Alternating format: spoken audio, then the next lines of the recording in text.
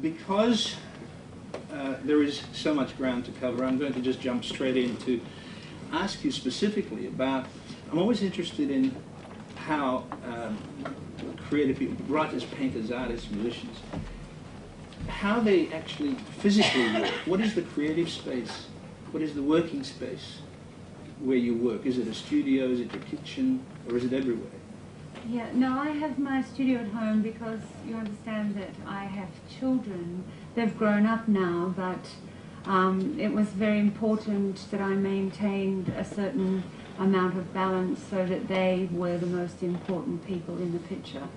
So I thought I wanted to live in Australia and always loved the Australian bush, and I love animals. So it made perfect sense to set my studio up in a country setting so that my children weren't overwhelmed by the sometimes unnecessary attention that the work can create, you understand. So, and it worked for them. They were never compromised. Do you actually go into the studio and that's work? My studio is a sanctum to me, and there's no one's allowed to talk about things to do with money, or I don't look at contracts in the studio. I'm very selective about what happens in that room because it's my little sanctuary, if you like, that I need to be able to feel well going into that room. To be an artist is to be alone, and it's sometimes, it can be very, you must allow yourself to be consumed by your loneliness sometimes in order to communicate those things that come from the soul tissue. And it's not an easy path. And I always, when I meet another person that has decided to throw themselves out there and say, well, do you know what, I'm going to pursue my art now, my heart goes out to them because it's so, there are so many moments where we feel completely inadequate and hurt for the things that we write music about, and we feel pain. And in my situation, for some reason, I've been, for some unknown reason, I tend to be always involved in tragedy in cinema, you know, and it's, you know, it's just been the way it is, and I specialise in deaths and crucifixions, assassinations, dead children, dead animals. You know, the thing that always characterises your work is that it's unique, and I think in music, as in any of the arts, being unique is perhaps the first step to a real career. Do you agree with that? And do you think of it at all in those terms? Yes, I do. And I was talking to one of my daughters about this, who is an artist also. She has the affliction of an artistic soul, and I see her struggle daily with her anxiety that she's not creating as much as she should, or that her work isn't at the standard that she needs it to be or she wants it to be, which is just a beautiful, it's beautiful to watch her in her desire to do something that's going to change the entire world. That you know, and because that's what we basically want to do. We're not happy to just sit home and do a bit of music. You know, we're arrogant enough to believe that what we're doing is going to actually change something. And sometimes we get positive feedback that you know, we have changed something. I remember getting a letter once from a man who was at war, and he's dead now. He died during that war, and he just having the music there for him to listen to, and he was so grateful. And he said, I only joined the army because I wanted a job. I didn't think it'd ever turn out to be war, and now I'm stuck here and I'm really scared, and thank you for the work. Every project's different, every director's different. You know, God forbid that, you know, you might go and put a melody against picture and the director's going to be overwhelmed, and, you know, it's like, you know, you're dealing with very fragile personalities and very difficult situations. You're dealing with politics. You're dealing with a lot of people that they've spent 50 million or 100 million, and they're extremely scared that they're not going to get their money back. And it's like the movie's not working, and suddenly they come to you, and it's like, well, we need you to try and fix this scene in the movie. I've just had that recently with an English film that I'm doing. I won't mention the name, but just the last scene in the movie wasn't working for anyone, and we were able to fix that with the music. It wasn't easy, but we were able to do it, and that only comes with experience or luck. Luck is huge. Luck is huge. Luck's huge. Do you have a preference for working on albums, writing songs, or film scores? Do you have a preference, or are they nice change?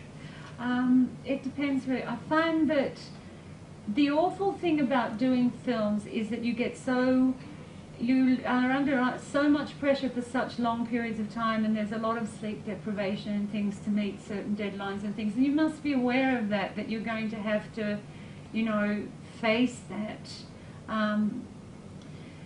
The awful thing about it is that the pressure becomes addictive, and when you don't have that pressure in your life, you start climbing the walls and becoming a nuisance to others, and analysing everything, and constantly trying to find those things that provide you with enough food to keep feeding this thing that's been woken up, that inside of you, which is a pity really.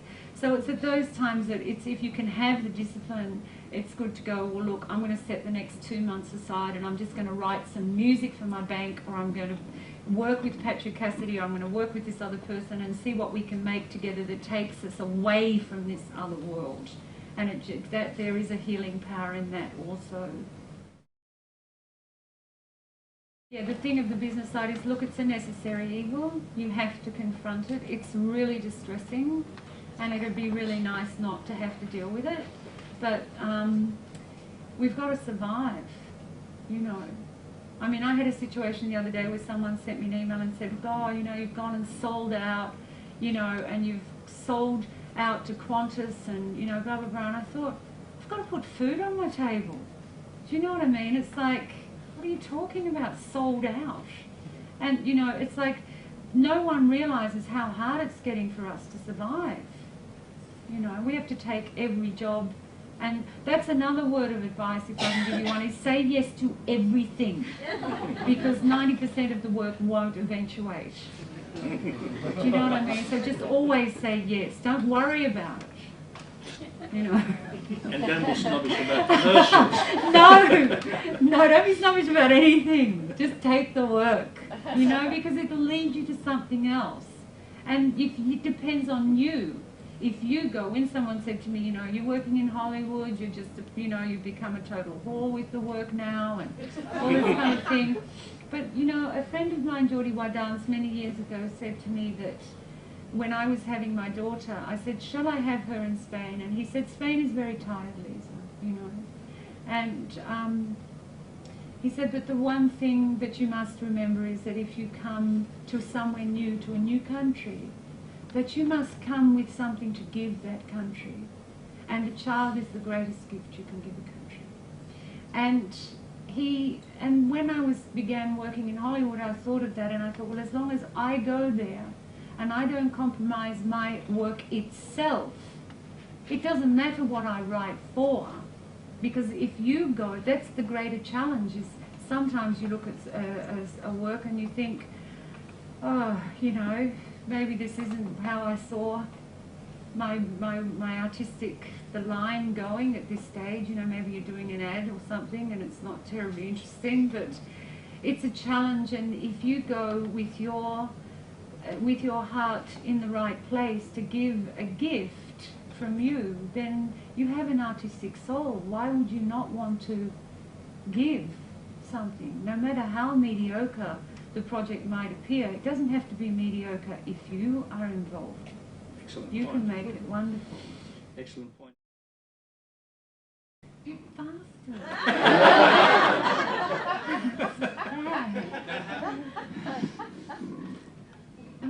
see? Please. Oh, God. All right, as long as you don't look at me. Okay, nobody looks.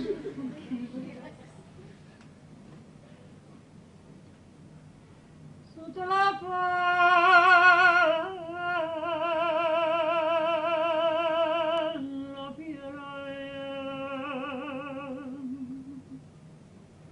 guardami qua,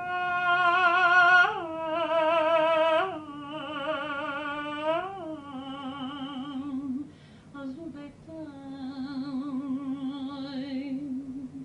questo tempo.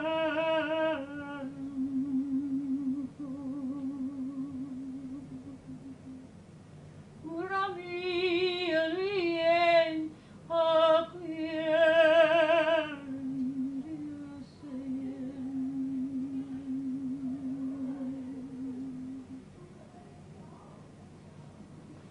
Don't clap.